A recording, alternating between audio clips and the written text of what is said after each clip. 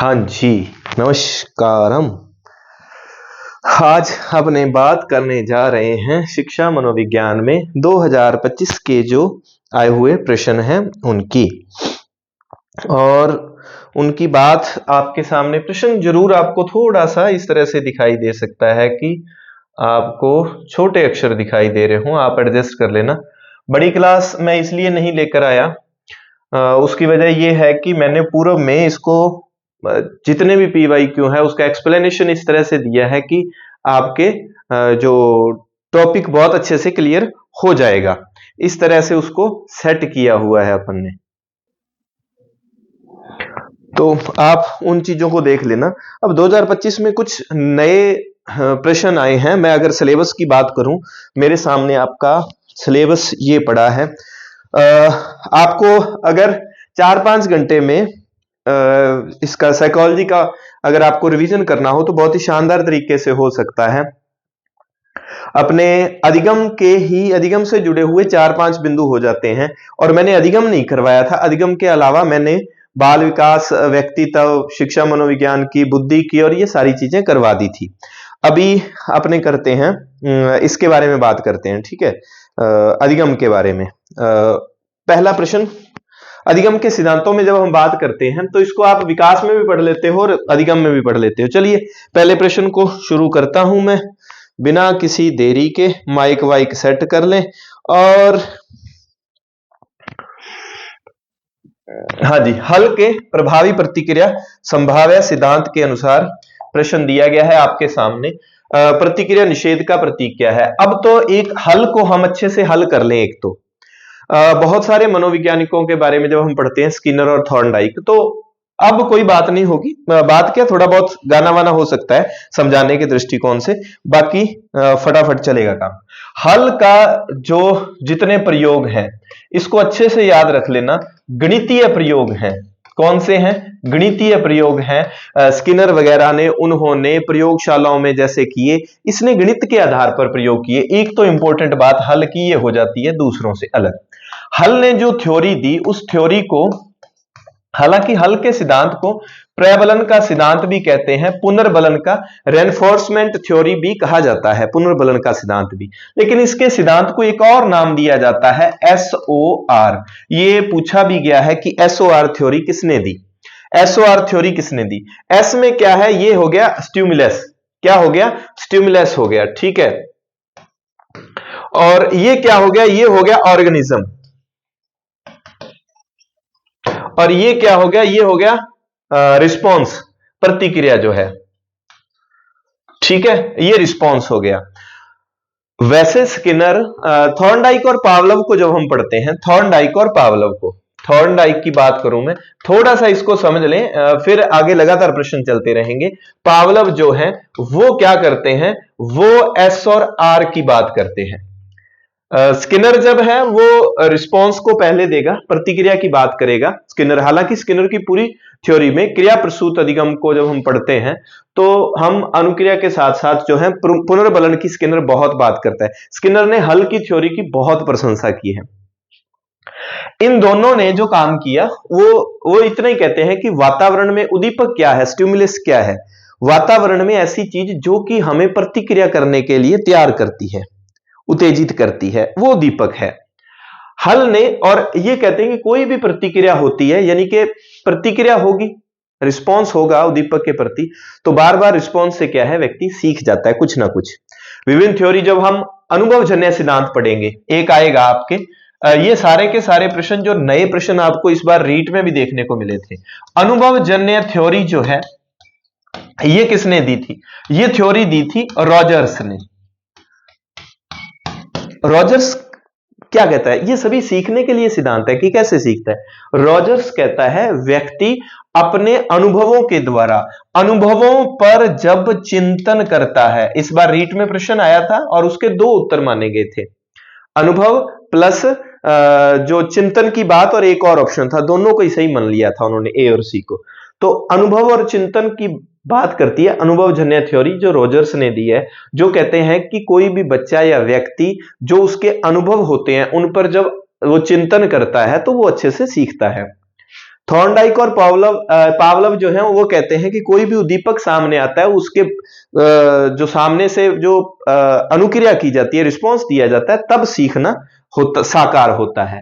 लेकिन हल ने क्या कहा? हल ने कहा कि पहले स्टिमुलस आएगा, वातावरण में कोई ना कोई प्रतिक्रिया होगी उद्दीपक, और रिस्पॉन्स सीधा नहीं होगा। इन्होंने ओ को बीच में सेट कर दिया, ऑर्गेनिज्म को, यानी कि जीव को।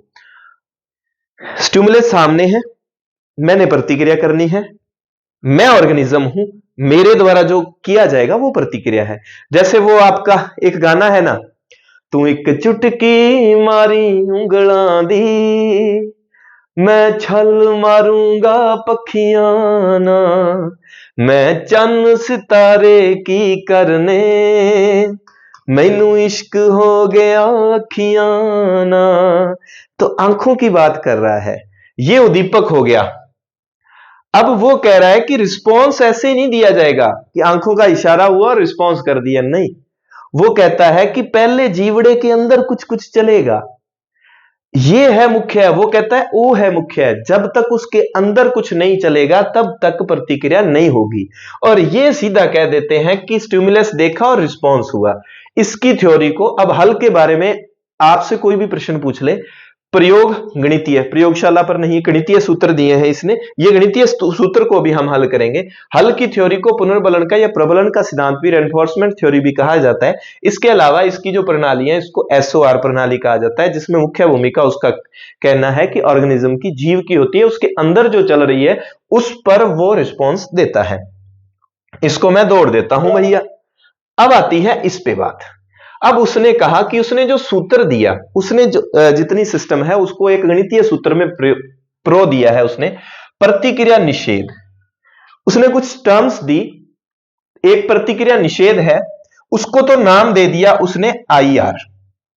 एक है जो ER था, हाँ LR, सॉरी SLR। एक है छोटा SL और R, ऐसे लिखा है। तो इसका मतलब क्या है? वो प्रतिक्रिया सीमा है। क्या है? प्रतिक्रिया सीमा है। SHR क्या है? ये है आदतों की ताकत। आदतों की ताकत, इन शब्दों का अर्थ पूछा है उसने। ये पूछा कि प्रतिक्रिया निषेध के लिए उसके फॉर्मूले में कौन सा IR है। D से ड्राइव है, D से ड्राइव आ जाता है। और इससे क्या है? उद्दीपकों की गतिशीलता थी।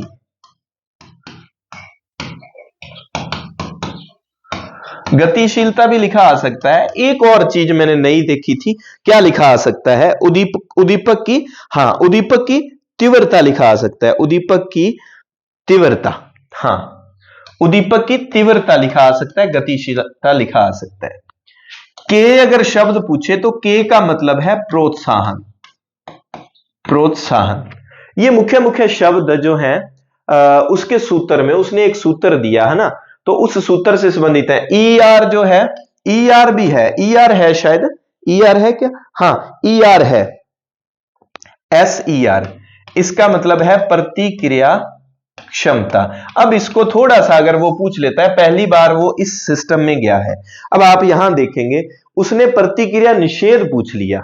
अब यहां इंग्लिश टर्म्स मत ढूंढना, इसका मतलब जैसे D से तो ड्राइव हो गया, और यहां इसका मतलब आप इंग्लिश में ढूंढने लगोगे तो फिर वो सूत्र है, इसको सीधा रटना पड़ेगा।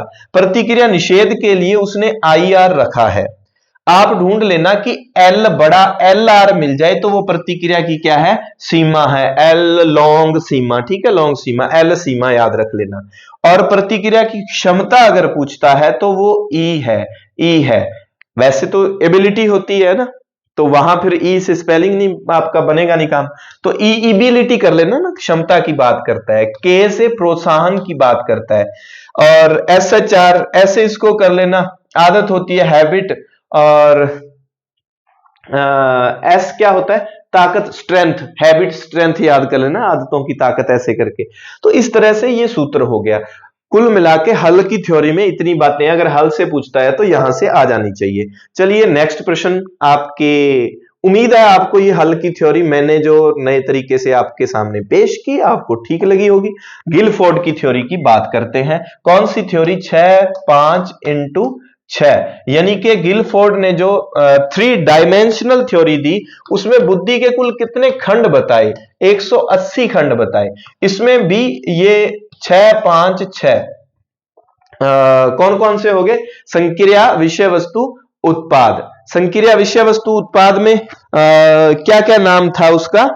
इंग्लिश में बात करें ओसीपी, है ना? ओसीपी। ये हो गया, प्रोडक्ट हो गया आपका, ठीक है। और ऑब्जेक्ट हो गया, प्रोडक्ट हो गया, संक्रिया, विषय वस्तु, उत्पाद। हाँ, तो इनमें उसने इसमें बताया 6 खंड होते हैं, इसमें 5 खंड होते हैं, इसमें 6 खंड होते हैं। गिलफोर्ड ने 3 डायमेंशनल सिद्धांत दिया। उसमें उसने कहा कि बुद्धि में कितने? बुद्धि में उसने बताया कुल 180 खंड होते हैं और उसमें भी उसने 3 इसके प्रकार बताए, संक्रिया, विषय वस्तु और उत्पाद। इसको सब्जेक्ट भी लिख देता है वो, ठीक है। संक्रिया को संचालन भी लिख देता है, संक्रिया को संचालन भी लिख देता है, ठीक है। ये वैसे मैंने बहुत अच्छे से इंग्लिश टर्म्स यूज करते हुए ट्रिकली अंदाज में जो है उसको आपको बताया है, संक्रिया, विषय वस्तु, ये इंग्लिश टर्म्स आगे व्याख्या करते हुए। जो मैंने बुद्धि वाली क्लास, अगर किसी ने नहीं देखी तो फास्ट आप मेरी व्यक्तित्व वाली, पर्सनालिटी वाली, इंटेलिजेंसी वाली, बुद्धि वाली और ये विकास वाली, ये 3-4 क्लासें तो जरूर देखें, आपको यकीनन लाभ मिलेगा। अब इसमें भी जैसे इसने संक्रिया में 6 आगे प्रकार बताए कि 6 खंड होते हैं इस बुद्धि में, इसमें 5 होते हैं और इसमें 6 होते हैं, संक्रिया, विषय वस्तु, उत्पाद। इसमें भी ग्रेड सेकंड में एक बार पूछ लिया गया कि संक्रिया में कौन कौन से होते हैं। जैसे मेमोरी होती है, स्मृति होती है, चिंतन होता है, अवसारी और अपसारी दोनों चिंतन होते हैं, और इसके इवोल्यूशन होता है यानी कि मूल्यांकन होता है। ये सारा का सारा संक्रिया का विषय है, ठीक है। विषय वस्तु वाले में आगे फिर जो 5 अलग पार्ट, तो थोड़ा थोड़ा आप अपनी बुक जो भी पढ़ो तो उसमें ये जरूर देख लेना। इसका ठीक उत्तर है कि गिलफोर्ड बुद्धि सिद्धांत में विशेष घटक नहीं था, ओसीपी थे, यानी कि संक्रिया, विषय वस्तु, उत्पाद थे। ये शॉर्ट में बोलूंगा मैं अभी, क्योंकि ये रिवीजन का समय है, एक एक को एक्सप्लेन नहीं किया जा सकता। समायोजन तंत्र हताशा की बाहरी स्रोतों पर कौन सा थोपता है? तो ये बाहरी वाला सीधा सा बहिर्दंड वाला। कुछ प्रश्न ऐसे मिलेंगे, वहां कलाकारियां मत करने लग जाना। एक बात बता दूं मैं आपके सिलेबस में, ये मेरे सामने आपका सिलेबस है।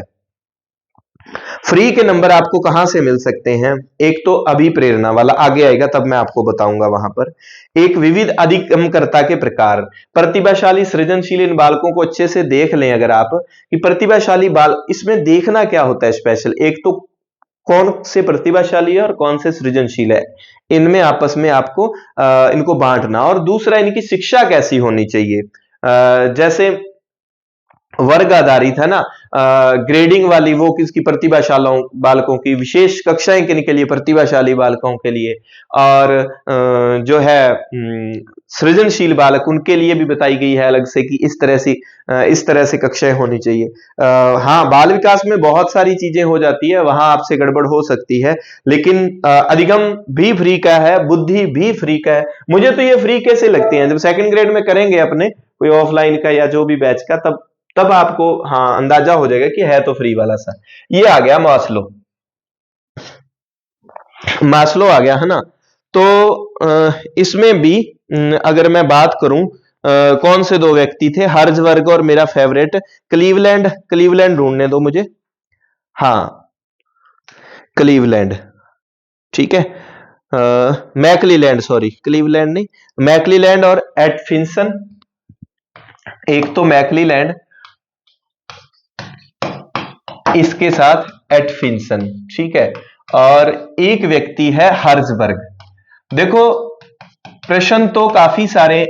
अब आपकी एक थ्योरी लगती है, एक चैप्टर लगता है अभिप्रेरणा, अधिगम में इसका रोल। इसमें सबसे ज्यादा अभिप्रेरणा में मैकडूगल वगैरह को पढ़ते हैं तो वो बहुत सारी बातें करता है। उसके बाद हम मैस्लो को पढ़ते हैं। इस बार लक्ष्य निर्धारण सिद्धांत पूछा गया अभिप्रेरणा का अलग से। अभिप्रेरणा के 7-8 मेरे सामने जो बुक पड़ी है उसमें मैं अगर आपको देख के बोलूं, अभिप्रेरणा के सिद्धांतों की अगर बात की जाए, एक्स व वाई सिद्धांत मैकग्रेगर का हो गया। जैसे मैं देख देख के बोल रहा हूं भाई, एक्स व वाई सिद्धांत किसका? मैकग्रेगर का। इसको अच्छे से देख लेना। फिर आवश्यकता पदानुक्रम सिद्धांत तो आपको ध्यान है, लेकिन संशोधित आवश्यकता सिद्धांत ईआरजी, संशोधित आवश्यकता सिद्धांत, आवश्यकता सिद्धांत, इसको हम क्या कहते हैं? ईआरजी। देखो अगर वो सीधा ही पूछ लेता है ना आवश्यकता पदानुक्रम, आप ये सीधा लिख दे संशोधित आवश्यकता सिद्धांत किसने दिया? ईआरजी, तो आप कहोगे कि हाँ ये तो भाई वही है मास्लो। नहीं, संशोधित आवश्यकता ईआरजी सिद्धांत दिया है एल्डरफर ने। एल्डरफर किसने दिया? एल्डरफर ने, इसने दिया। अब इसमें ईआरजी क्या है? ई से है एग्जिस्टेंस यानी कि अस्तित्व, और आर से है रिलेटेड है यानी कि संबंधता, और जी से है ग्रोथ यानी कि विकास। एग्जिस्टेंस और रिलेटेड और ग्रोथ, ठीक है, ये हो गया अस्तित्व, संबंधता, विकास। इसको संशोधित आवश्यकता सिद्धांत भी एल्डरफर ने ये थ्योरी दी। एक एक्सपेक्टेंसी जो है प्रत्याशा सिद्धांत वरूम का, इसका बस नाम ही प्रत्याशा सिद्धांत किसने दिया? प्रत्याशा वरूम ने, ठीक है। रूम में आशा, आजकल बड़ी ठंड है तो आशा कहां रहती है कि रूम में बढ़िया गीजर लगा हो, हीटर लगा हो, है ना, रूम में हीटर लगा हो। अब अभी इस बार आपके रीट में पूछा गया लक्ष्य सिद्धांत, लक्ष्य निर्धारण, ठीक है, अभिप्रेरणा के लक्ष्य निर्धारण सिद्धांत। लक्ष्य निर्धारण सिद्धांत, एल से लक्ष्य, एल से लॉथम, लॉथम ही है ना इसका, हाँ लॉथम और लॉक, लॉथम व लॉक का, लॉथम व लॉक का था। इसमें क्या था कि लक्ष्य का स्वरूप या विशिष्ट अभिप्रेरणा को प्रभावित करती है। लक्ष्य का स्वरूप जो है वो अभिप्रेरणा को प्रभावित करता है। कैसा टारगेट है आपका? जैसे बहुत बड़ा टारगेट है तो आपके अंदर थोड़ी सी अभिप्रेरणा थोड़ी सी ठीक ठाक सी हो तो आप प्रभावित हो जाएंगे। अगर लक्ष्य का तो लक्ष्य ठीक ठाक सा है तो आपकी अभिप्रेरणा हावी हो जाएगी कि हाँ मैं इसको तो फतेह कर ही लूंगा। तो ऐसे करके ये अभिप्रेरणा की बात की गई है। शरीर क्रिया सिद्धांत मॉर्गन का है। आवश्यकता तनाव सिद्धांत, आवश्यकता वाला हो गया ना, तो आवश्यकता तनाव सिद्धांत भी देख लेना। आवश्यकता तनाव सिद्धांत, आवश्यकता तनाव सिद्धांत किसका है? आवश्यकता तनाव, तनाव किसको आ गया? कुर्ट लेविन को। क्षेत्रीय सिद्धांत जिसने दिया था ना, कुर्ट लेविन, ठीक है। तनाव कब आ गया? जब कूट लेते हैं भाई, कूट लेवी और तो क्या कर ली है, कूट लेविन, तनाव आ गया, आवश्यकता में तनाव आ गया, कूट लेविन। संतुलन का सिद्धांत है ये कैनन और फ्लेचर ने। तो इस तरह से आप निष्पादन थ्योरी दी है पोर्टर और लोलर ने। आप थोड़े थोड़े एक तो अभिप्रेरणा के सिद्धांतों के नाम याद कर लेना, किसने कौन सी थ्योरी दी है। बाकी मास्लो की बात कर लें, एक पढ़ने कौन से है विस्तार से, मैकलीलैंड और हर्जबर्ग, और एक मास्लो, इनको अच्छे से पढ़ना है। लक्ष्य निर्धारण सिद्धांत की आगे मैं आपको बता दूंगा कि कौन सी बात याद करनी है। इसके अलावा आप अभिप्रेरणा में जो पढ़ा है वो देख ले। मेरे कहे अनुसार आप ये चीजें, अगर एग्जामिनर जाता है तो इनके आसपास भटकेगा, नहीं तो नए प्रश्न अगर आए और पुराने पे आया तो पुराने जो आ रहे हैं उन्हीं में से आ जाएगा, ऐसा मेरा अनुमान है। मास्लो की आवश्यकता पदानुक्रम के अनुसार पदानुक्रम के शीर्ष पर क्या होता है? यह होता है आत्म साक्षात्कार। अच्छा, अब आप कहेंगे कि आत्म साक्षात्कार मैंने क्यों कहा? आपके दिमाग में आएगा ये आत्म साक्षात्कार वाला कहां गया, मुझे ढूंढने दो।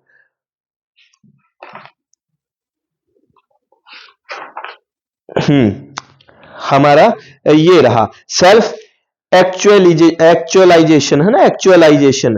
एक तो होता है आत्म सम्मान, स्टीम नीड, है ना। मैं इसको मिटाता हूं। देखो आप इंग्लिश के वर्ड जरूर याद रखा करें। ये जो है ये है स्टीम नीड है, स्टीम नीड्स है, ठीक है। और ये है self actualization, ACT actualization, actualization, है ना। ये आत्म साक्षात्कार। अब वैसे इसको हिंदी में क्या लिखते थे हम? आत्म सिद्धि लिखते थे, है ना, आत्म सिद्धि। पर उसने क्या किया, मैंने कहा हिंदी में बहुत सारे नाम वो दे देगा, आपने एक्चुअलाइजेशन पढ़ना है। सबसे सर्वोच्च एक्चुअलाइजेशन मास्लो ने कुल कितनी 5 आवश्यकताओं की बात की है, ठीक है। 5 आवश्यकताओं की बात करता है, 3 को, शुरू वाली 3 को क्या करता है वो निम्न में मानता है, और बाद वाली 2 को वो क्या करता है उच्च में मानता है। ये 4 नंबर की है। ये लास्ट वाली कौन सी है, आत्म साक्षात्कार वाली अवस्था है। मास्लो की थ्योरी को इस तरह से, इसके अलावा इसमें कुछ नहीं पूछा जा सकता, बस इसको क्रमानुसार करना दे सकता है और कुछ नहीं। पिछड़े बालकों की विशेषता नहीं है, तो पिछड़े बालकों की कुछ विशेषताएं दी हुई है। समवयस्क वर्ग से उच्च बौद्धिक क्षमताएं होती है, औसत से ऊपर की शैक्षिक, बिल्कुल 140 तक पहुंचते हैं वो। औसत मानसिक और शैक्षिक आयु समवयस्क वर्ग से निम्न तो हो ही नहीं, तो ये तो फ्री वाला है। अब आपने क्या करना है, प्रतिभाशाली जो बालक है, प्रतिभाशाली बालक अपनी बुक में क्या रिवीजन करके जाओगे कि उनका शैक्षिक सिस्टम क्या होना चाहिए, उनकी शिक्षा कैसी होनी चाहिए, ये पढ़ लेना। आपको साथ साथ काम भी दूंगा, अपनी बुक खोल के रख ले, जैसे जैसे मैं बोल रहा हूं टिक कर लेना, उतना उतना इंपॉर्टेंट पढ़ के जाना जरूर। नेक्स्ट, अभिप्रेरणा के, अच्छा ये मेरी बातें अगर कोई नए बच्चे देख रहे हैं उनको तो देखो ये बातें मेरी अजीब सी लगेगी, अगर कोई नया, पुराने जो मेरे से जुड़े हुए हैं उनको पता है कि लास्ट दिनों में कोई राम जाने मां सरस्वती कहां से विराजमान हो जाती है, कई बार तो बातें काम की कर जाता हूं मैं और आपके काम की हो भी जाती है। अभिप्रेरणा के व्यवहारवादी अधिगम सिद्धांतों के अनुसार व्यवहार को आकार देने वाला प्रमुख कारक कौन सा है। देखो आप यहां अभिप्रेरणा, फिर आप कहोगे व्यवहारवादी अधिगम, देखो अभिप्रेरणा किसका विषय है, अधिगम का ही विषय है, उसको अलग से मत दिमाग में लाओ, ठीक है।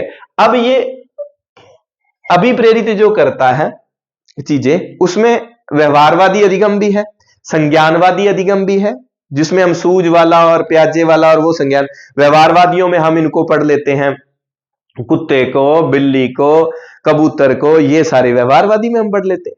अब वो कहता है कि व्यवहारवादियों वाला प्रमुख कारक कौन सा है, तो वो कारक कौन सा है, पुनर्बलन है। कौन सा कारक है, पुनर्बलन है। अच्छा, एक एसओआर जो थ्योरी आई थी ना, एसओआर, अब आप ये बताएं कि एसओआर थ्योरी सबसे पहले किसने दी, और उसका नाम डै से शुरू होता है। किससे शुरू होता है, डै से। एसओआर का जन्मदाता सबसे पहले डै से नाम शुरू होगा उसका, और उसको बहुत ज्यादा आगे विकसित किसने किया, हल ने किया। किसी अन्य के व्यवहार या व्यक्तित्व लक्षणों को स्वयं द्वारा अपनाने को क्या कहा जाता है, इसको एक और नाम देते हैं हम, इंग्लिश में अगर बात करें आइडेंटिटी, है ना, आइडेंटिटी, आइडेंटिटी हम कहते हैं ना, identity card, identity card. Hindi में इसका एक और नाम आता है, हिंदी में आप इंग्लिश में याद रख लेना भाई, आइडेंटिटी, ठीक है, आइडेंटिटी याद कर लेना। हिंदी में इसका नाम तो और आता है, मेरे दिमाग में नहीं आ रहा, आप बस, उसने क्या है कि ज्यादातर वो नाम देता है, इस बार उसने पहचान दे दिया, तो किसी और के व्यवहार व्यक्तिगत लक्षणों को अपने में। उदात्तीकरण, ये कौन सा हो गया, ये हो गया सब्लिमेशन, सब्लिमेशन ही हो गया क्या, उदात्तीकरण। इसको मैं देख लेता हूं, रुक जाओ, आप देख लेना भाई। मार्गांतीकरण, सब्लिमेशन, उदात्तीकरण। प्रक्षेपण होता है प्रोजेक्शन, ये क्या होता है, किसी पर थोपना। ये तो बड़ा आसान तरीका है, प्रोजेक्टर से हम फिल्म वगैरह दिखाते हैं तो दीवार पर थोपते हैं चीजों को, भाई अपनी जो है बात को, अपनी कमी को किसी और पे थोप देना। मैं फेल हो गया क्योंकि मास्टर जी ने पढ़ाया नहीं, है ना, प्रक्षेपण हो गया। तो ये अपनाने को, स्वयं द्वारा अपनाने को। अब आप एक काम करना, ये जितने के जितने, ये चारों पांचों, ठीक है, प्लस 2-4 और, यहां से एक प्रश्न पक्का आता है। आपने क्या करना है, इंग्लिश टर्म्स में, इंग्लिश टर्म में इसको अच्छे से देख लेना। अगर आपको नहीं मिल रहे तो डिस्क्रिप्शन में टेलीग्राम का लिंक मिल जाएगा, और उस पे पहली बात मैंने चार्ट डाला होगा, नहीं तो मैं हर क्लास के बाद वो गुरलाल सर को कह देता हूं, वो फिर भूल जाते हैं। मैं अभी क्या है कि फोटो खींच के फिर किसी बुक की फोटो खींच के भेज दूंगा, बाकी आप सबके पास होता है। आप हिंदी के साथ इंग्लिश को जरूर याद रखें। हिंदी में उसके मार्गांतीकरण, शोधन वगैरह वगैरह क्या नाम होंगे, सब्लिमेशन ही होता है शायद इसका, जहां तक मुझे याद आ रहा है।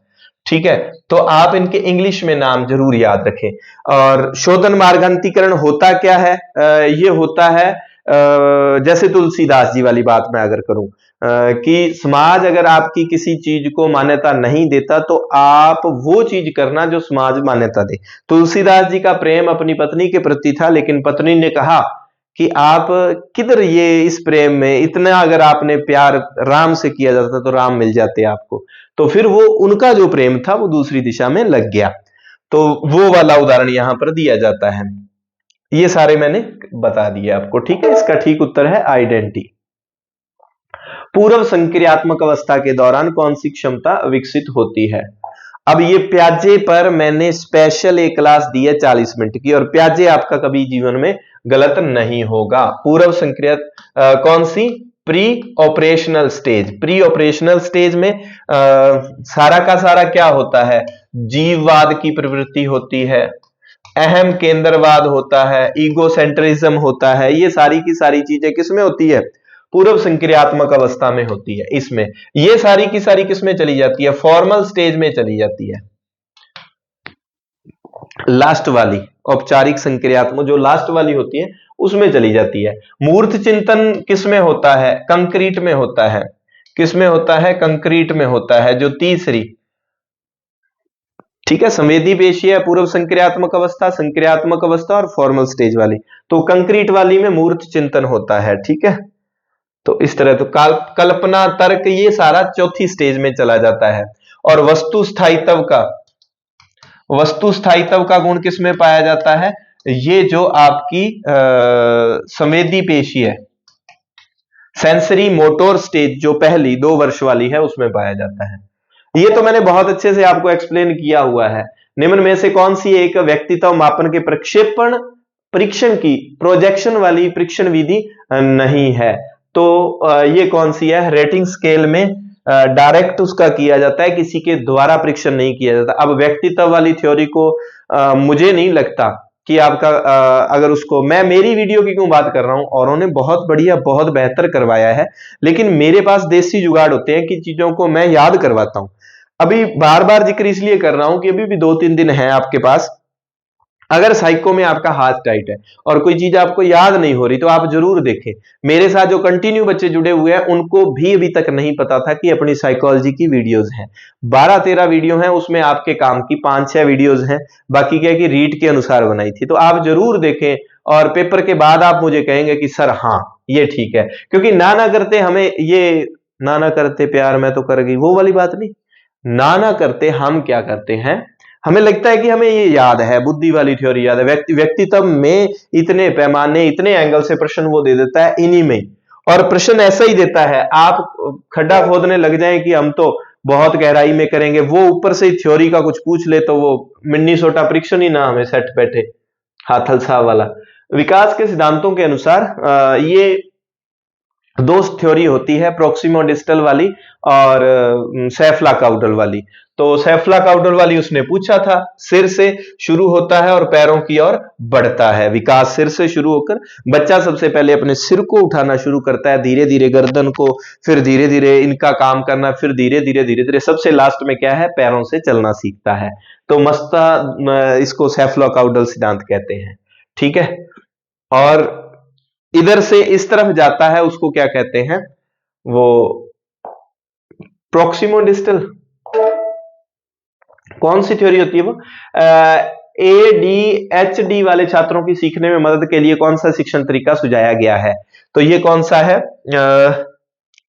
असाइनमेंट तो क्यों देंगे, ये तो बेचारे बहुत ही दुखी होते हैं। केवल मौखिक निर्देशों का नहीं, किसी भी दृश्य सामग्री के उपयोग से बचाना नहीं, उनका लिए तो स्पेशल बहुत सारी तस्वीरों और दृश्य संकेतों का उपयोग, सिंबल होते हैं उनके लिए। ये सारे के सारे 2025 वाले प्रश्न हैं, और इसके माध्यम से मैं आपको थोड़े थोड़े टिप्स दे रहा हूं कि आपने कौन सी चीजों को अच्छे से देखना है। बंडूरा साहब बहुत इंपॉर्टेंट रहेंगे आपके इस एग्जाम के लिए भी, फिक्स है। 2-4 लोग तो व्यागोत्स्की, ठीक है, बंडूरा, प्याजे। अब कुछ कहेंगे सर बोर्ड आवाज बहुत करता है, हमारे पास ज्यादा पैसे नहीं है महंगे महंगे बड़े बड़े बोर्ड लाने के, क्योंकि कोई फीस वाला अपना तो मसला है नहीं, क्या करें प्याजे। और इतने व्यूज नहीं आते कि यूट्यूब की बहुत सारी कमाई हो जाए, क्योंकि फिर बच्चे तुलना का सर वो भी उनके पास भी बहुत बढ़िया सुविधा है, वो उनके लाखों में व्यू हैं तो लाखों यूट्यूब से आ जाते हैं तो वो कर लेते हैं। हम तो गरीब गुजारा करने वाले आदमी हैं। व्यागोत्स्की, बंडूरा, प्याजे, कोहलबर्ग, ठीक है। और इसके अलावा अनुभवजन्य थ्योरी रोजर्स वाली तो है ही, मास्लो तो पूछा ही जाता है, इसका तो क्या ही बताना। और इसके अलावा बुद्धि के सिद्धांतों वालों में वो जो 7-8 देता है, स्मूथ थ्रस्टन वाला नहीं, एक और है वो मेरे को व्यक्ति याद नहीं आ रहा। इन लोगों को तो बहुत अच्छे से आपने देख के ही जाना है। ये कहता है कि बंडूरा ने बेबी डॉलमसोन ने दी अवलोकन करके सीखने को क्या नाम दिया, व्यवहार का अवलोकन करने। देखो बंडूरा ने एक स्पेशल चीज क्या दी, जब हम ये कहता कि बच्चा समाज से सीखेगा, ये भी सामाजिक सिद्धांत देगा, समाज की बात करेगा। और व्यागोत्स्की भी सामाजिक सांस्कृतिक सिद्धांत देता है, नीची भाषण की बात करता है। व्यागोत्स्की जो है स्कैफोल्डिंग थ्योरी जेडपीडी वाली उसकी ठीक है सबकी बात करता है। ये है स्थानापन्न अधिगम। अब ये होता क्या है स्थानापन्न अधिगम, वो कहता है कि बच्चा खुद ही करके सीखे ये जरूरी नहीं है, वो ऑब्जर्व करके भी सीख सकता है।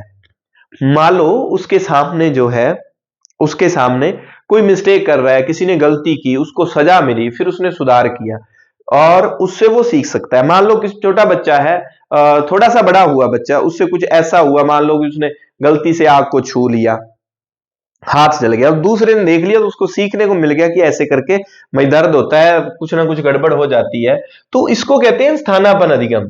व्यवहार का अवलोकन करके सीखने को स्थानापन्न अधिगम। ये अनुभवजन्य किसने दिया, ये रॉजर्स ने दी है थ्योरी। किसने दी, ये रॉजर्स ने दी। अनुभव के साथ प्लस क्या करेगा, वो अनुभव के साथ प्लस में क्या कर देगा, चिंतन कर देगा। ये प्रत्यक्ष अधिगम तो वो वाला ही है, स्किनर वगैरह थॉर्नडाइक वगैरह हम सब ने इस पे काम किया है। संज्ञानात्मक थ्योरी ये भाई साहब प्याजे हैं, कोलबर्ग हैं, इन्होंने सभी ने काम किया है।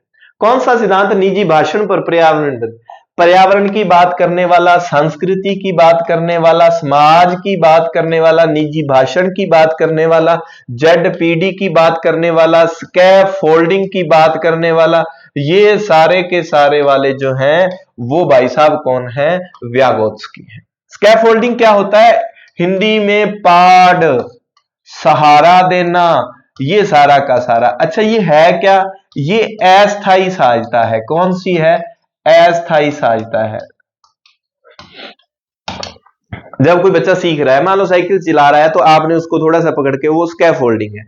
इनको बहुत अच्छे से मैंने एक्सप्लेन किया हुआ है, तो भैया आप इनको अच्छे से देख लेना। अगर आप अपनी बुक से कवर कर सो तो बुक से कर लेना, नहीं तो आप कोहलबर्ग की थ्योरियों में वो पूछ के ना सामान्य बात आपको उलझा देता है। आपने अच्छे से पढ़ा हुआ है, 3 स्टेज है, 6 जो है अवस्थाएं हैं, हर अवस्था में 2 लेवल पार करेगा, ऐसे करेगा, वो करेगा, प्री कन्वेंशनल है, पोस्ट कन्वेंशनल है, कन्वेंशनल थ्योरी है, इतने से इतने आयु वर्ग की है, आज्ञा दंडपालक से शुरू होगी, लास्ट में जाके वो चिंतन पर, औपचारिकता पर वहां खत्म हो जाएगी।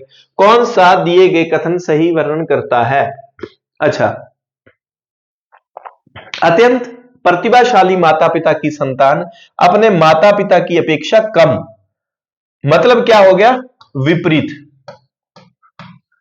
विपरीत हो गया। वो अत्यंत प्रतिभाशाली और बच्चा कम प्रतिभाशाली है, तो इसको क्या कहेंगे, इसको प्रत्यागमन थ्योरी कहेंगे।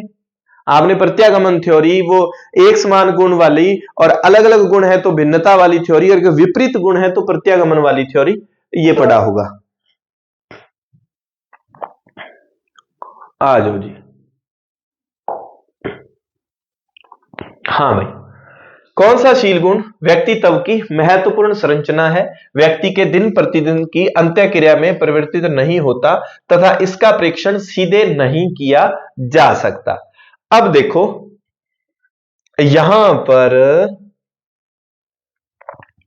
ये जो शील गुण दिए गए हैं, ये दिए गए हैं आलपोर्ट के। आलपोर्ट ने काम किया था, कैटल ने भी किया था। इसने, कैटल का नाम कहां है?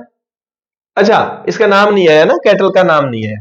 कैटल ने 16 शील गुण दिए थे और 2 भागों में बांटा था उसने शील गुणों को, कैटल ने। ये कैटल के हैं, ठीक है। सतही शील गुण और मूल शील गुण, ये 2 किसने दिए? कैटल ने दिए। सामान्य शील गुण और व्यक्तिगत, जनरल और इंडिविजुअल, ये दोनों के दोनों किसने दिए? शील गुण होते हैं, शील गुण बहुत सुंदर, सुशील, शील बहुत ही बढ़िया है ना, वो वाले, ईमानदार, कर्तव्यनिष्ठ, परंपरा, प्रतिष्ठा वाले, वो सारे के सारे। अब ये कह रहा है कि व्यक्ति के दिन प्रतिदिन की अंतः क्रिया में परिवर्तित नहीं होता, उसको क्या कहते हैं? उसको कहते हैं मूल शील गुण। ध्यान देना, जो दिन प्रतिदिन वाले में नहीं है, आपके अनकॉन्शियस माइंड में चले गए, वो ड्राइव तो चला तो रहे हैं लेकिन पीछे पड़े हैं, आपके डेली रूटीन में उनका कहीं आपके नेचर में, आपके बिहेव में नहीं दिखेगा। जो दिन प्रतिदिन में दिखाई देते हैं उसको क्या नाम दिया कैटल ने? दिन प्रतिदिन में जो आपके शील गुण, भाई बहुत अच्छा, जी हजूरी, हां जी करके बोलते हो, वो उसको क्या नाम दिया उसने? सतही शील गुण। और इनका प्रेक्षण सीधे नहीं किया जा सकता, किनका? मूल का, क्योंकि ये तो आपके माइंड में पड़े हैं, माइंड में, आपके बैक में चले गए, अनकॉन्शियस में चले गए। और अगर जो आपके डेली रूटीन में होंगे तो उनका प्रेक्षण भी सीधा किया, उसको ऑब्जर्व भी किया जा सकेगा, है ना। तो इस तरह से उसने इसको 2 तरह के बताए, मूल और सतही शील गुण।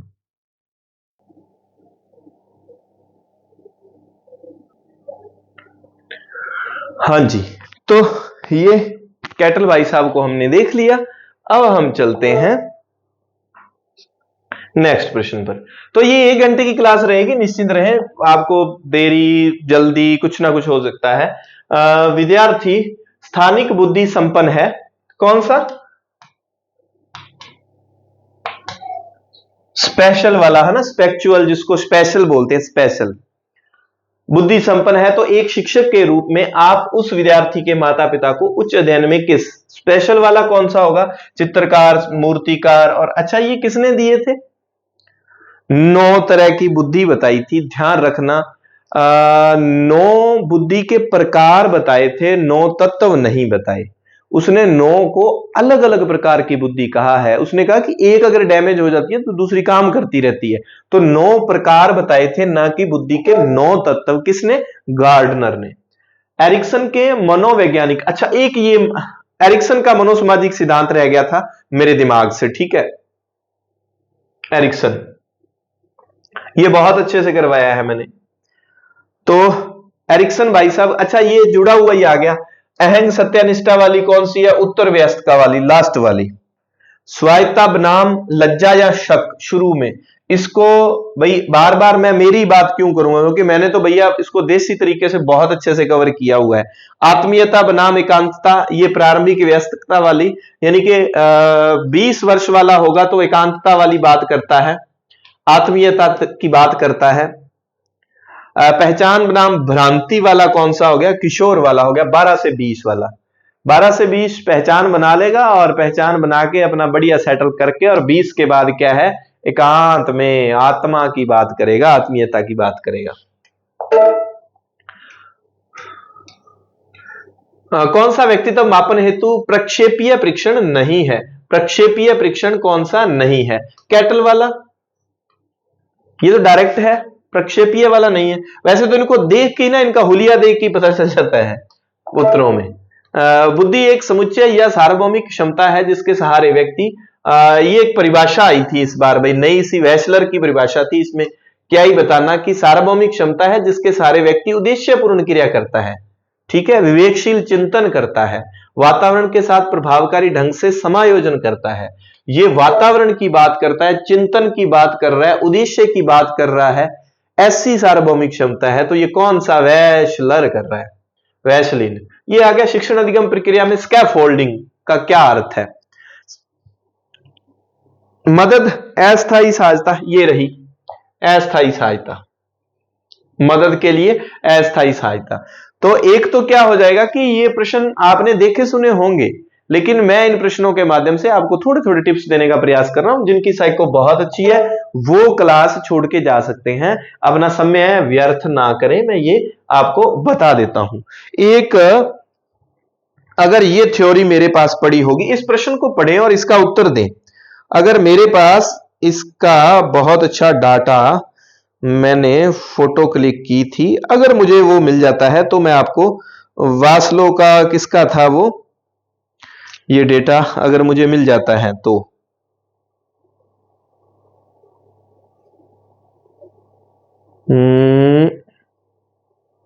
हाँ, वॉल्स का, जी वॉल्स का। अब सृजनात्मक प्रक्रिया में वॉल्स साहब जो हैं, इन्होंने चार, है ना, चार सृजनात्मक चिंतन के, सृजनात्मक, इसको शॉर्ट में लिखता हूं, सृजन चिंतन के चार चरण बताए थे। सृजन चिंतन के कितने, चार चरण बताए। किसने, वॉल्स ने बताए, चार चरण। ठीक है, पहली वो प्रिपरेशन कहता है, तैयारी की अवस्था, फिर गर्भावस्था की अवस्था। तैयारी की अवस्था ये होगी प्रिपरेशन। इसमें समस्या को क्या करेगा, समस्या को समझना। प्रिपरेशन में तो वो अंडरस्टैंड करेगा उसको। ठीक है, गर्भाधान वाली अवस्था, इंक्यूबेशन वाली, व्यक्ति समस्या पर सक्रिय रूप से विचार करना छोड़ देता है और वो क्या है, अचेतन मन में चली जाती है। इसको क्या नाम देगा वो, इंक्यूबेशन। ठीक है, समस्या पर विचार छोड़ दिया, पर विचार करना छोड़ दिया। अब क्या है, छोड़ा, शांत हो गया काम, अचेतन मन में चली गई जो समस्या थी इस अवस्था में, चिंतन की इस अवस्था में। ठीक है, तीसरी अवस्था होगी प्रबोधन की अवस्था। ये कौन सी होगी, 3 नंबर अवस्था होगी, 1 2 3 नंबर प्रबोधन वाली अवस्था, इल्यूमिनेशन।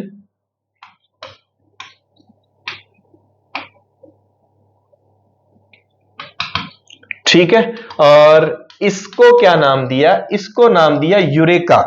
इसको क्या नाम दिया, यूरेका नाम दिया। इसमें समाधान अचानक बिजली की तरह दिमाग में आता है। समाधान कैसे आएगा, यूरेका। इसमें समाधान क्या है, समाधान कैसे आएगा समस्या का, बिजली की तरह। समाधान कैसा आएगा, बिजली की तरह।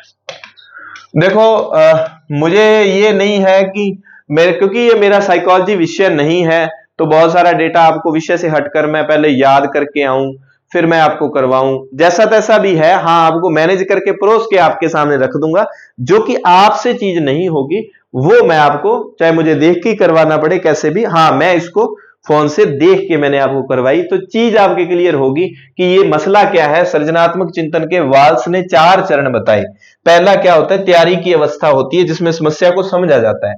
दूसरा गर्भाधान वाली अवस्था होती है और इसमें समस्या पर विचार करना ही छोड़ दिया जाता है। प्रबोधन की अवस्था, तीसरी अवस्था को यूरेका नाम दिया जाता है, इसमें समस्या का समाधान बिजली की तरह होता है। और लास्ट में पुनरीक्षण वाली अवस्था होती है। ठीक है,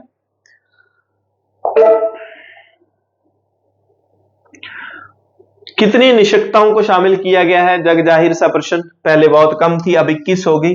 एक बात और है, 2016 में इस संशोधन में क्या किया, आरक्षण 3 से बढ़ाकर क्या किया, 4% विकलांगता वाला। और इसमें क्या है, निःशुल्क शिक्षा दिव्यांग बच्चों के लिए कितनी है, निःशुल्क शिक्षा कितने, 6 से 18 वर्ष के बच्चों के लिए है। 6 से 18 वर्ष है, 6 से 14 नहीं है इसमें। तो कितनी तरह की निःशक्तताओं की बात की गई है, 21 तरह की निःशक्तताओं की बात की गई है। वृद्धि व विकास के 2 प्रमुख कारण कौन से हैं। एक, अधिगम को जब पढ़ो, इसको बहुत अच्छे से पढ़ लेना, वेरी इंपॉर्टेंट लगाऊंगा मैं। परिपक्वता को, परिपक्वता की क्या भूमिका है, परिपक्वता क्या है, वंशानुगत है, अर्जित है, वगैरह वगैरह, ये सारी चीजें आप अच्छे से कर लेना, क्योंकि परिपक्वता का बहुत रोल है।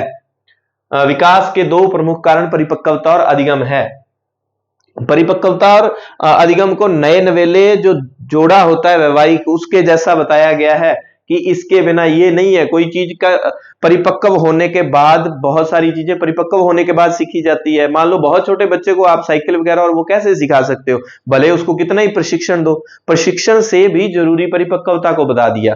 तो इनको अच्छे से प्रशिक्षण की भूमिका, परिपक्वता की भूमिका, अधिगम में इन सब चीजों को अच्छे से आप देख लेना, जो कि आपके दिमाग में खुद पढ़ते हुए नहीं आती। आप ये जरूर करना।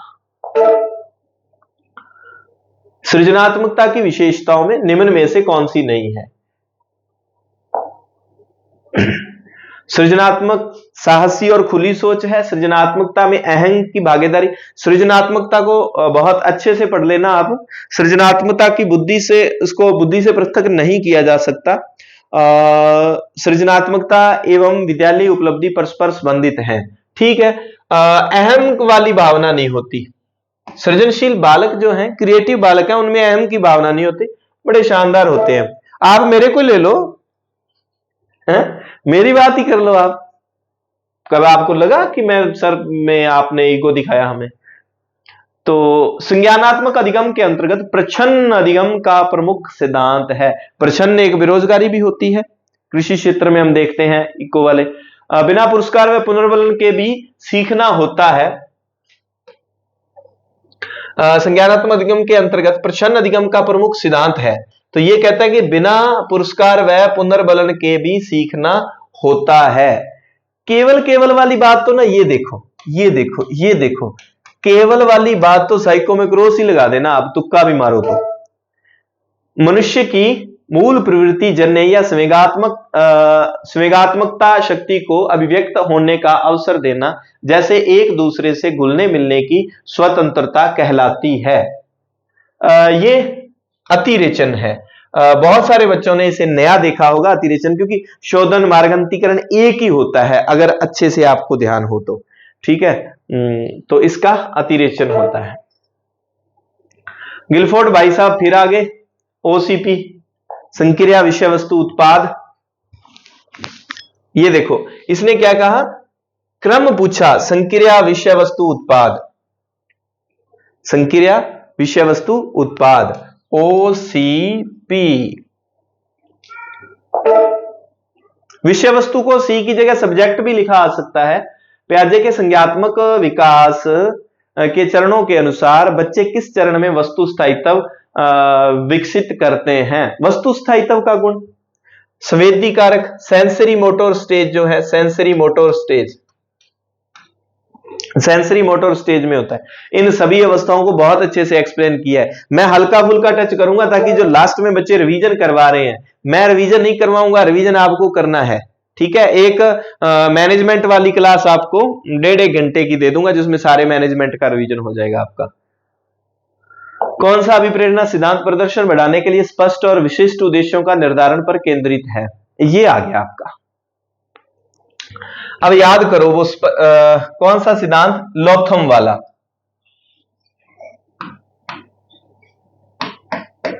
लोथम वाला, और दूसरा नाम भी उसमें लैपरी था, और सिद्धांत का नाम भी लैपरी है। लक्ष्य वाला, लक्ष्य निर्धारण सिद्धांत, जिसमें स्पष्ट और विशिष्ट उद्देश्यों पर केंद्रित है ये, ठीक है, प्रदर्शन बढ़ाने के लिए अभिप्रेरणा सिद्धांत। तो अभिप्रेरणा के सिद्धांत आप बहुत अच्छे से देख लेना। भाईडा रे, न्यूनता अभिप्रेरक, अच्छा वो रह ही गए भाई, हर्जबर्ग वाला, और वो है ना, जिसका मैं जिक्र करते करते ही भूल गया बीच में शायद।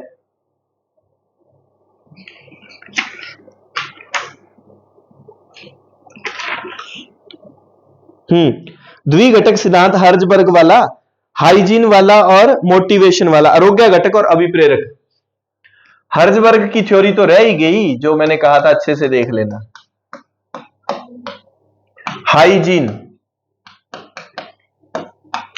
और मोटिवेशन, हिंदी में इसको भाई जो है आरोग्य घटक और वगैरह वगैरह। इसमें इसने इस पर ज्यादा काम किया, हाइजीन पर। जैसे मैकलीलैंड की बात करें, मैकलीलैंड में अगर अभिप्रेरणा वाला कुछ प्रश्न अधिगम अभिप्रेरणा वाला प्रश्न पूछे और ऑप्शन में आपको उपलब्धि मिले तो इसका उत्तर उपलब्धि होगा, ध्यान रखना। मैक्लीलैंड ने 5 एक अभिप्रेरणा आवश्यकताओं की बात की है, उसमें उसने सर्वश्रेष्ठ किसको, उपलब्धि को बताया। जैसे मास्लो ने किसको बताया, मास्लो ने आत्मसिद्धि वाली को बताया था, ठीक है, इंग्लिश में उसका नाम याद करना, कोजा सा नाम भाई। मैक्लीलैंड ने किसको, उपलब्धि को बताया। और हर्जबर्ग ने किसको, हाइजीन, इसको हिंदी में क्या नाम लिखते हैं, आरोग्य घटक, आरोग्य घटक, इसको अभिप्रेरक घटक, प्रेरक घटक, ठीक है, ये इनके नाम जरूर याद रख लेना। कैटल के सिद्धांत में फ्लूइड बुद्धिमत्ता, अब उसने इंग्लिश में ही नाम दे दिया फ्लूइड बुद्धिमत्ता, हम हिंदी में पढ़ पढ़ के बावड़े हो जाते हैं। तरल व ठोस बुद्धि सिद्धांत किसने दिया, तरल और ठोस बुद्धि सिद्धांत किसने दिया, कैटल ने दिया। इसमें क्या होता है, मौखिक कार्यों का विश्लेषण नहीं, भावनात्मक विनिमय नहीं, पिछले अनुभवों से ज्ञान का उपयोग करने की क्षमता नहीं, बिना पूर्व ज्ञान पर निर्भरता के नई समस्याओं का, ये अगर अच्छे से पढ़ा हो फिर ही आता है आपको। इसमें पूर्व अनुभवों की बात नहीं करता, वो कहता है कि नई समस्याओं को हल करने की जो क्षमता होती है वो होती है किसमें, तरल बुद्धि में होती है, तरल बुद्धि में ये क्षमता होती है, वो बताता है। तो तरल और ठोस बुद्धि को अच्छे से आप पढ़ लेना।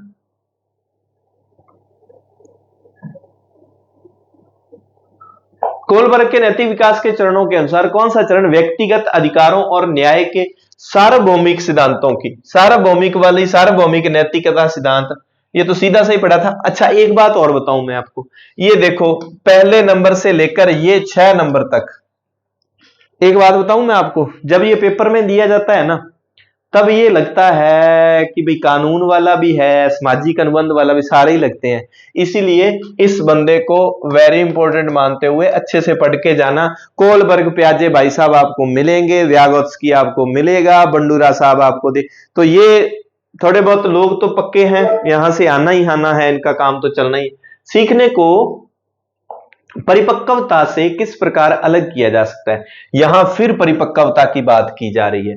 तो मैंने बता दिया परिपक्वता की, प्रशिक्षण की, सीखने में भूमिका। देखो सीखना है, किसी ने सीखना है तो सीखने में किन किन चीजों की भूमिका है, हमने अभिप्रेरणा को पढ़ा, हमने प्रशिक्षण को पढ़ा, हमने परिपक्वता को। आप इनको बहुत अच्छे से, किसका ज्यादा योगदान है किसका नहीं है, इनको बहुत अच्छे से एक्सप्लेन कर लेना, पढ़ लेना अच्छे से। सीखना एक प्राकृतिक विकास प्रक्रिया है, सीखने के लिए बाहरी अनुभव आवश्यक है, जबकि परिपक्वता आनुवंशिक है। परिपक्वता जानबूझकर किए गए अभ्यास पर आधारित नहीं, ऐसा तो है ही नहीं। मैच्योरिटी जानबूझकर अभ्यास से थोड़ी आती है। सीखना पर्यावरण से स्वतंत्र है, नहीं, ये यहां आ गया। सीखने के लिए अनुभव आवश्यक है जबकि परिपक्वता आनुवंशिक है। तो पूछा क्या था, सीखने को परिपक्वता से, यानी कि सीखने को और परिपक्वता को दोनों को कैसे एक्सप्लेन कर सकते हैं, एक ऐसी लाइन ढूंढनी थी। तो उसने कह दिया परिपक्वता तो आनुवंशिक है और सीखना बाहरी अनुभवों से आता है। तो अब आपको परिपक्वता अच्छे से पढ़ी हुई हो तो आपको पता चल जाए। नए नवेले जोड़े की तरह है दोनों। कौन सा कारक बच्चे के विकास को प्रभावित करने वाला आंतरिक कारक है? तो इसका उत्तर था इंटेलिजेंस, बुद्धिमत्ता, आंतरिक। ये समाज हो गया, सहपाठी हो गया। देखो सीधा सा है, समाज आंतरिक है क्या? बाहरी है। सहपाठी जो पीयर ग्रुप है वो बाहरी है। इकोनॉमिक कंडीशन जो है, इकोनॉमिक जो है सर्कमस्टांसेज हैं, ये भी बाहरी हो गई। तो बुद्धिमत्ता आंतरिक कारक हो गया। समायोजन की, एडजस्टमेंट की प्रोसेस जो है मुख्य रूप से किसे प्राप्त करने का प्रयास करती है? स्व और पर्यावरण के बीच सामंजस्य, केवल जैविक, केवल तो काट ही दो। सामाजिक मांगों की अनदेखी करना, समायोजन। तो इसमें तो क्या आ गया? बिना किसी प्रतिबंध के सभी इच्छाओं को पूरा करना, सभी इच्छाओं को पूरा। स्व और पर्यावरण के बीच सामंजस्य स्थापित।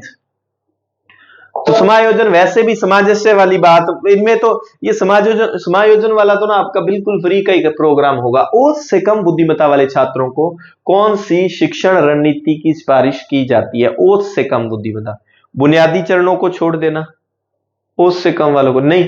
बुनियाद की तो बात कर रहे हैं हम, फाउंडेशन स्टेज बहुत मजबूत हो बच्चों का, तो वो तो हो ही नहीं सकता। ये तो सीधा ही न्यू एजुकेशन पॉलिसी के बिल्कुल विपरीत हो गया। बिना व्याख्या के प्रदत्त कार्य, अच्छा एक्सप्लेन के बिना ही सीधा काम दे दो। सामग्री को छोटे और तार्किक चरणों में प्रस्तुत करना, अभ्यासकारी अभ्यासों से बचना। अभ्यासों से बचने की बात कर रहा है तो वो तो गलत हो गया, ठीक है। अभ्यास की बात तो हमारी साइकोलॉजी में, मनोविज्ञान में, साइकोलॉजी में की जाती है अभ्यास की, लर्निंग बाय डूइंग, करके सीखने की। और सामग्री को छोटे छोटे और तार्किक चरणों में प्रस्तुत करना, ये जरूरी है कि उनको थोड़ा थोड़ा काम दे दिया जाए। कौन से कारक व्यवहार में अपेक्षाकृत स्थायी परिवर्तन। मेरी क्लास के जितने भी बच्चे होते हैं मैं सबको एक जैसा काम नहीं देता, और 12th क्लास में इवन 100 में से 100 भी आते हैं हिस्ट्री में, तो उसकी वजह ये हो जाती है। और लगभग लगभग क्या इस बार ऐसा हुआ कि 2 बच्चे सेकंड डिवीजन में चले गए, नहीं तो पिछले 8 सालों से ऐसा रिकॉर्ड रहा है कि रिजल्ट कैसा भी रहे, मेरे विषय में सभी की फर्स्ट डिवीजन होती है, क्योंकि मैं सभी को बांट के काम देता हूं। अगर किसी को 10 प्रश्न याद करने दिए हैं तो एक बच्चा है कि वो 3 ही कर सकता है, उसको कहते हैं 3 ही प्रश्न याद करो। कौन से कारक व्यवहार में अपेक्षाकृत स्थायी परिवर्तन लाते हैं। तो स्थायी प्रशिक्षण, ये हो गया प्रशिक्षण व अभ्यास। ये देखो आप, केवल परिपक्वता तो आ नहीं सकती, थकावट क्या परिवर्तन लाएगी, और भावनात्मक स्थायी परिवर्तन नहीं। थकावट तो थोड़े समय बाद ठीक हो जाएगी, तनाव थोड़े समय बाद ठीक हो जाएगा, एक सोचने वाली बात है, स्थायी परिवर्तन नहीं। तो प्रैक्टिस जो है, प्रैक्टिस मैक्स से मैन परफेक्ट। वंशानुक्रम और पर्यावरण की पारस्परिक निर्भरता क्या दर्शाती है। वंशानुक्रम और पर्यावरण से संबंधित आसान आसान से जो सिद्धांत है, 4-5 सिद्धांत है, उनको अच्छे से देख लेना, क्योंकि वहां समरूपता, एक रूपता वाला, एक समान वाला वो सिद्धांत एक जैसे लगते हैं, उनको आप अच्छे से देख लेना। गुण केवल पर्यावरण द्वारा निर्धारित होते हैं। अच्छा, गुण केवल वंशानुक्रम, विकास को वंशानुक्रम और पर्यावरण दोनों प्रभावित करते हैं। ये लो, केवल जहां मिले ना, आप तुक्का ही लगाना हो तो वो काट देना। हालांकि 100% नहीं है, लेकिन 99.99% है। बुद्धिमत्ता का कौन सा प्रकार व्यक्ति की स्वयं की भावनाओं और उद्देश्यों को समझने से संबंधित है। स्वयं की भावनाओं को ध्यान रखना, जब हम उसको गार्डनर को पढ़ते हैं तब भी, एक होता है इंटरपर्सनल और एक होता है इंट्रापर्सनल। इंट्रा, अब ये तो जो है स्वयं से है, जिसके RA है ना, मैंने तो, मेरी अंग्रेजी वैसे बहुत गरीब है बेचारी, BPL है मेरी अंग्रेजी, my English is very poor, ठीक है। तो स्वयं से जुड़ा हुआ ए यानी कि अपनी, ए से अपनी बात कर रहा है। और जो इंटर, जहां ए आ गया इंट्रा, वो ए अपनी बात कर रहा है और दूसरा दूसरों की बात कर रहा है। तो स्वयं की भावनाओं और उद्देश्यों को समझने से संबंधित है। अंतःव्यक्तिक स्वयं वाली कौन सी होगी, ये होगी INTRA, इंट्रा। और ये कौन सी है, ये वाली है, दूसरों वाली। आंतरिक संज्ञानात्मक भार का सबसे अच्छा उदाहरण कौन सा है। सबसे अच्छा उदाहरण आंतरिक संज्ञानात्मक भार का, भाई एक कार्य जिसके लिए कई उदाहरणों की आवश्यकता होती है। एक छात्र जो जटिल तत्वों को पहचानने के लिए संघर्ष कर रहा है। विनाशकारी दृश्यों वाला पाठ, असंबंधित पृष्ठभूमि, शोर को प्रतिबंधित करना। अब ये तो वैसे ही नहीं है, उसके अंदर जो चल रहा है प्रोग्राम, उसका अच्छा उदाहरण क्या है। तो और ये भी नहीं है, असंबंधित पृष्ठभूमि, शोर को प्रतिबंधित।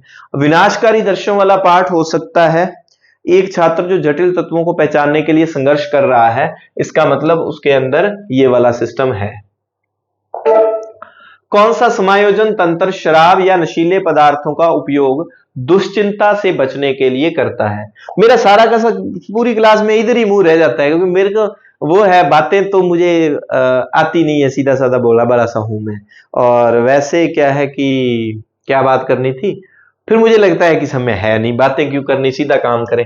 कौन सा समायोजन तंत्र शराब या नशीले पदार्थों का उपयोग दुश्चिंता से बचने के लिए करता है। ये इस बार आया था नशीले पदार्थों वाला, है ना, दुश्चिंता से बचने के लिए पलायन द्वारा एडजस्टमेंट। तो मतलब ये तो आगे का द्वारा एडजस्टमेंट, पलायन शब्द समझना था आपको। तो तो जब हम एडजस्टमेंट की बात करते हैं तो ये तो आपके वैसे ही चले जाते हैं बीमारी द्वारा, अभी बीमारी वाला तो इसमें सीन ही नहीं है। आप इन दो में, क्योंकि ये सुना हुआ नहीं है, पलायन जरूर सुना हुआ है, तो पलायन द्वारा समायोजन इसका उत्तर आ जाता है। अंतःवैयक्तिक विभिन्नता का क्या अर्थ है? कुछ प्रश्न जो है आपको डायरेक्ट किताबों में आपने पढ़े और उसके बेस पे नहीं, थोड़ा सा इतने समय से आप पढ़ते आ रहे हैं, और सेकंड ग्रेड में उम्मीद है कि मेरे पेपर वेपर सब खत्म हो चुके हैं। वैसे तो वो अच्छे से काम किया तो फिर आपको थोड़े से जुगाड़ और बताऊंगा, बाकी आप मेरी साइको की वीडियोस अगर देख लें आपको जुगाड़ लगाना तो आ जाएगा। अतःवैयक्तिक विभिन्नता का क्या अर्थ है? अतःवैयक्तिक केवल केवल वाला तो क्या, विभिन्न, बहुत सारे व्यक्तियों में नहीं, व्यक्तियों के भीतर विभिन्नताएं, विभिन्न व्यक्तियों में विभिन्नताएं नहीं, व्यक्तियों की विभिन्नताएं, बहुत सारे व्यक्ति हो गए उनकी विभिन्नताएं जो है, ये इसका उत्तर हो जाएगा। कौन सा व्यक्तित्व इन्वेंट्री गुणों को मापने के लिए आ गया? स्पेशल वाला वो शील गुण जो है, शील गुणों को मापने के लिए विश्लेषण का उपयोग करता है, ये रहा। मिनी सोटा कितने सीगा? सोटा सीगा हाथ च। मैंने कमाल ही कर दी थी उसमें, वो तो मैं मेरी प्रशंसा करता हूं भाई, बिल्कुल। आप तो करते नहीं सर, बहुत अच्छा करवाया। हालांकि कई एक तो हरियाणा से भी एक दो बच्चों की कॉल मैसेज आए, सर आपका मनोविज्ञान का कोर्स लेना है। तो मैंने तो यही कहा, मैंने कहा भाई मैंने गलती से जुगाड़ लगा के याद करवाया है, मेरे को मनोविज्ञान नहीं आती, ठीक है। फिर क्या कहें और क्या कहें भाई, है ना। विकास के किस सिद्धांत के अनुसार विकास गर्भाधारण से मृत्यु तक निरंतर प्रक्रिया है? ये सामान्य प्रश्न है, निरंतर वाला निरंतरता का। एक बात बता दूं मैं, आप इनको अच्छे से पढ़ लेना, वेरी इंपॉर्टेंट बता देता हूं मैं आपको। लो, प्रकृति बनाम पोषण परिसंवाद का मुख्य विषय क्या है? इसका उत्तर लगाएं। और मैं आपको बता दूं कि क्लास आपको जो है 2 दिन लगातार मिल जाएगी क्लासें। थोड़ा सा मेरा क्या है कि नजर का चक्कर हो जाता है, तबीयत खराब हो जाती है, पता ही नहीं चलता, और आप शेयर वेयर भी करते नहीं हो। चलो कोई बात नहीं, कभी ना कभी तो करोगे, और बड़ी मुश्किल से रो पीट के क्लास बनती है अपनी। और जितने लोग अभी कमेंट कर रहे हैं, वीडियो देख रहे हैं, सबका राम भला करे भाई, बहुत ही सियाना टाबर आप लोग, है ना। ਸਾਰਿਆਂ ਨੂੰ ਬਹੁਤ ਸਾਰਾ ਫਾਇਦਾ ਮਿਲੇ पेपर च। मैं कहना ਤੁਸੀਂ चिब कढ़ दो, थोड़ी मनोविज्ञान दूजिया नो कितने वधिया होवे। जितने मैंने टिप्स दिए, जितनी चीजें बताई, अभी मेरे सामने सिलेबस पड़ा है, तो आप इतना काम कर लेना। फर्स्ट अधिगम को जब पढ़ो, अधिगम को जब भी पढ़ो तो आप इस तरह से पढ़ो, सिलेबस में दिया हुआ है अधिगम का अर्थ व प्रभावित करने वाले कारक। तो कारकों में आप अच्छे से देखें कि व्यक्तिगत कारक कौन से हैं, शिक्षक से संबंधित कारक कौन से हैं, सामाजिक कारक कौन से हैं, कक्ष वाले कारक कौन से हैं। फिर अधिगम के विभिन्न सिद्धांत जब आप पढ़ें तो फिर अधिगम की विभिन्न प्रक्रियाओं को अच्छे से देखें कि प्रक्रियाएं कौन सी हैं, प्रक्रियाएं जो रिस्पॉन्स वाला, और कौन कौन सी प्रक्रियाएं, क्या क्या परिणाम आ रहे हैं वो वाली। फिर विभिन्न अधिगम करता जो है, पिछड़े बालक हैं वगैरह वगैरह, इनको आप देखें। तो अधिगम की थ्योरी में भी आपको 4-5 पॉइंट मिल जाते हैं, उनको अच्छे से करें, वहां से आपके फ्री के प्रश्न है, मेरा मानना ये है। अधिगम में जो आपको टिप्स दिए वो सारे देख लेना। इधर मैंने कुछ एक जो है पर्सनालिटीज के नाम लिखे थे, मनोवैज्ञानिकों के नाम लिखे थे, उनको अच्छे से देख लेना, तो आपका स्कोर दूसरों से और अच्छा हो जाएगा। 1-2 दिन में अच्छे से उसका रिवीजन आप 2-3 घंटे अगर कर लोगे, ठीक है। तो नेक्स्ट क्लास अपने शैक्षिक परिदृश्य की रखेंगे, ठीक है। और एक आपको पेपर करने वाले टिप्स जो है पेपर से 1 दिन पहले वो वीडियो मिलेगी, अच्छे से तैयारी करते रहें। धन्यवाद। जय हिंद, जय भारत।